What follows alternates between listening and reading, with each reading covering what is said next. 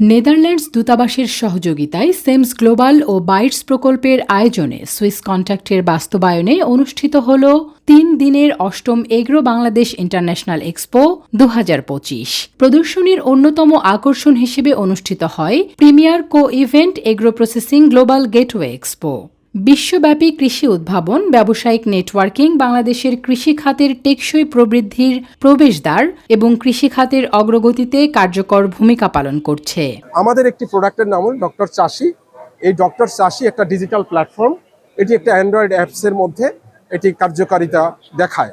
এই অ্যাপসের মাধ্যমে কৃষক সহজেই তার ফসলের বা ক্ষেতের যে সমস্ত রোগ এবং পোকামাকড় হয় তার ছবি তুললেই সে বলে দেয় যে এটা কী পোকা অথবা কী রোগ, এবং এর মাধ্যমে কৃষক খুব সহজেই তার অর্গানিক সলিউশন কি, রাসায়নিক সলিউশন কি এবং ওই রাসায়নিক ওষুধটি কোন দোকানে পাবে তার কাছাকাছি সেটাও তাকে বলে দেয়।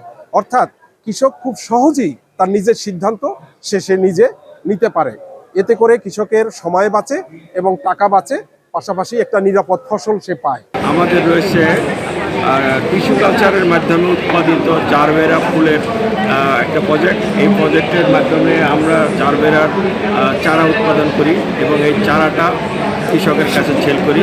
যারা আসলে কমার্শিয়ালি জারবেরা ফুল চাষ করতে চায় এবং নিজে উদ্যোক্তা হতে চায় তাদেরকে আমরা জারবেরার চারা সরবরাহ করি এবং তার বিজনেস স্টার্ট করার জন্য আমরা প্রযুক্তিগত সহায়তা দিয়ে থাকি। 2003 সাল থেকে মাশরুম নিয়ে যাত্রা শুরু করি। আজ পর্যন্ত মাশরুমটা আমরা শুধু চাষ নিয়ে ব্যস্ত ছিলাম। তো তখন মনে হলো যে মাশরুম শুধু চাষ করলে হবে না, সবাইকে মাশরুম খাওয়াতে হবে। সেই চিন্তা থেকে আমরা মাশরুমকে প্রসেসিংয়ে ডেভেলপ করা শুরু করলাম, যারই পরিপ্রেক্ষিতে আপনারা দেখতে পাচ্ছেন যে মাশরুমের বিভিন্ন ফুড আইটেমকে আমরা রূপান্তরিত করেছি।